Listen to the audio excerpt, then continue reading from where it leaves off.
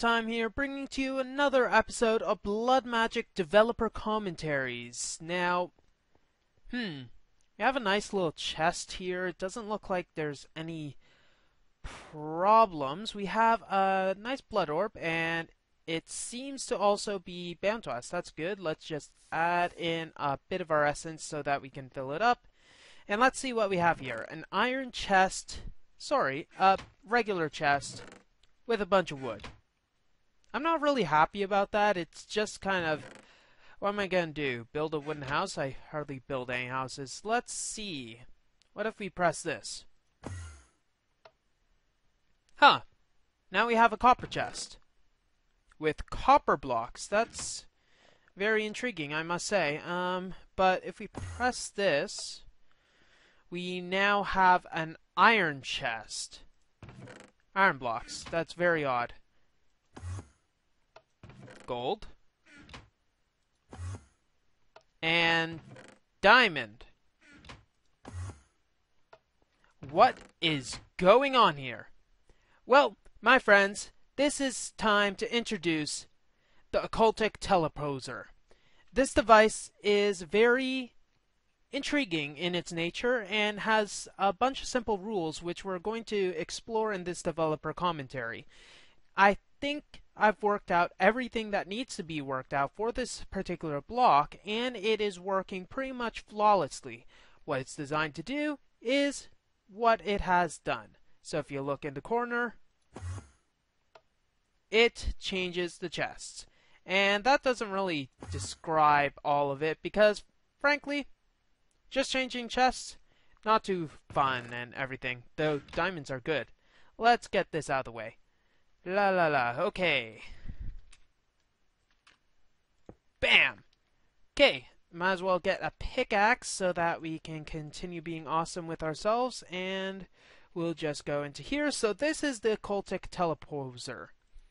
Right now, we have a work in progress inventory. I just ripped off the one from the alchemical chemistry set. We just mainly have one slot here, which anything can go in here, but throwing your materials and thing in there, not really helpful. Let's go over here, though, and we can see that we have a bunch of teleposers right here connected to redstone wiring. If we flick this, it disappears.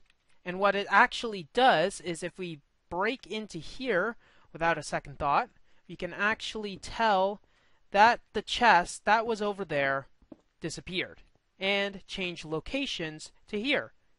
If we press that, we can see that the chest as well as the iron chest swapped places.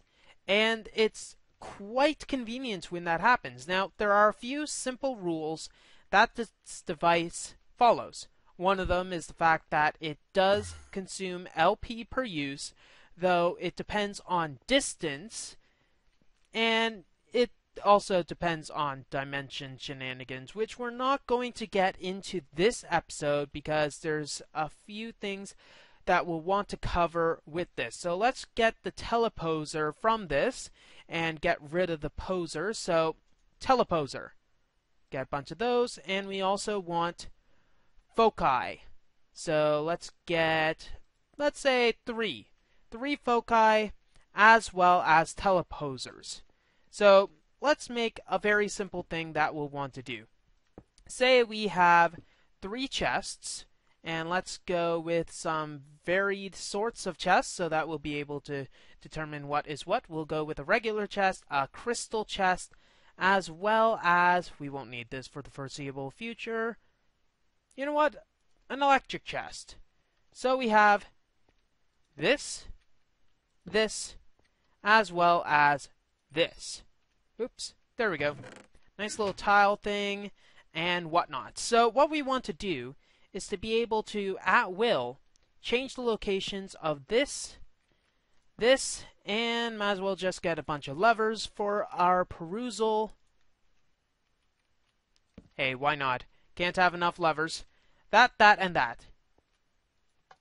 Doing this doesn't really do anything, frankly. It's kind of obvious. We haven't really given a focus for the Teleposer to enact. So what we want to do is focus it. Say we want to, whenever this lever is pulled, we want to swap the block above this one as well as this one. That's easy to do. So we take the destination and right-click the destination. And if we see here, we can see that the coordinates are the coordinates of the block as well as the bound dimension. 0, saying that it is in the overworld. Right-clicking it in your hand makes sure that it is bound to you.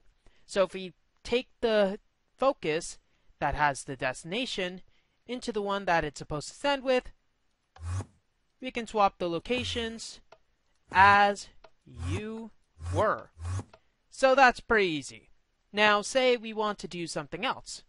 As you can see, even though this focus in here is bound to here, so this is bound to that, this one isn't bound to that as well.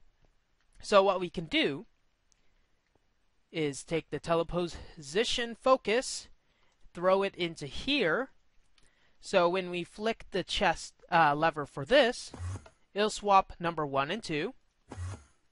But if we swap this, it'll swap 2 and 3. And to throw ourselves in a loop, once we have this as a destination, and throw this in here, so whenever we flick this one, it'll swap 1 and 3.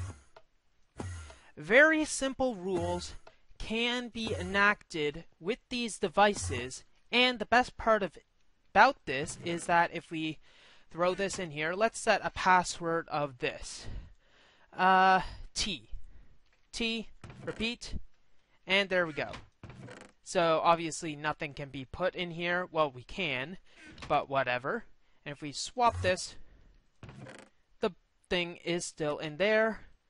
And, well, editing the passwords, we haven't really done anything with it. But if we charge this up with energy, it'll still have the energy. And if we see this, we have the wire's still there, and it works pretty much flawless.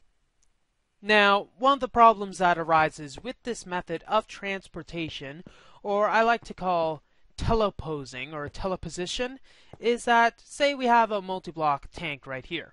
We can add water into it and everything. We have nice amount of water. If we were to telepose the center block that's right under here, right over here, we have a nice little tank thing over here, an empty tank here, and we can telepose it back into place. Now the problem arises when you try to telepose a different type of block, say the one that's over there, into the tank. See, it's empty.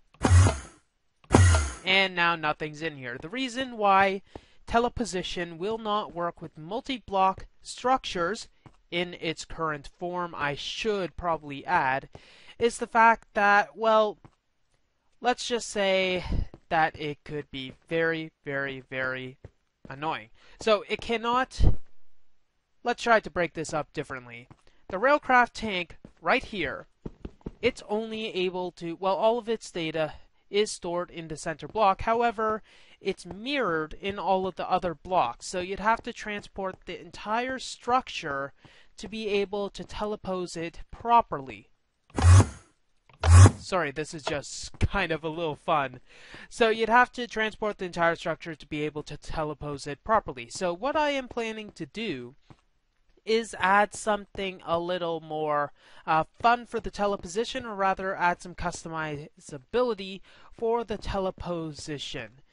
That will probably be in the form of some runes that will go around the structure, or, now that I think of it, I am thinking off the top of my head for this, there is room for other slots. Maybe I could put some sort of length up and sideways across areas, have some stuff like that, but have it make, well, maybe be a bit more costly. Say having a 3x3x4 tank would cost about that much times more to move every single block.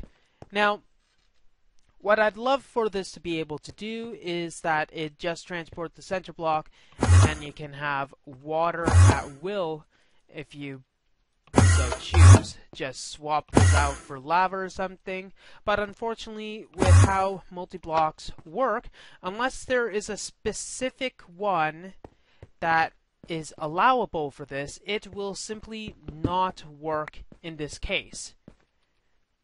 Yeah, a little unfortunate. Now, what I'd suggest when using teleposition is to figure out what the storage operation is. Say, is it going to be stored by the center block only, or is it going to be some other crazy multi-block form or another, and then figure out how best stuff will work with that. So what I'm going to do, just for fun, is get 3 aura nodes and get some goggles of revealing right here so that I'll be able to see the aura nodes. And I'll just break this thing and this thing. So if we have an aura node here, we can see that we have 22 mystery.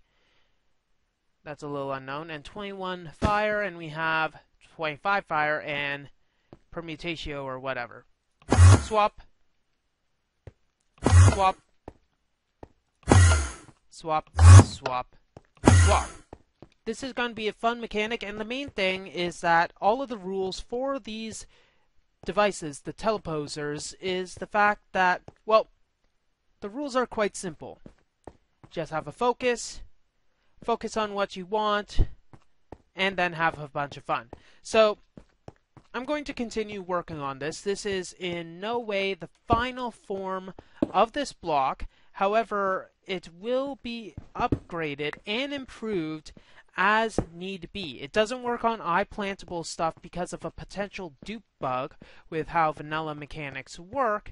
However, just play with it to your heart's content.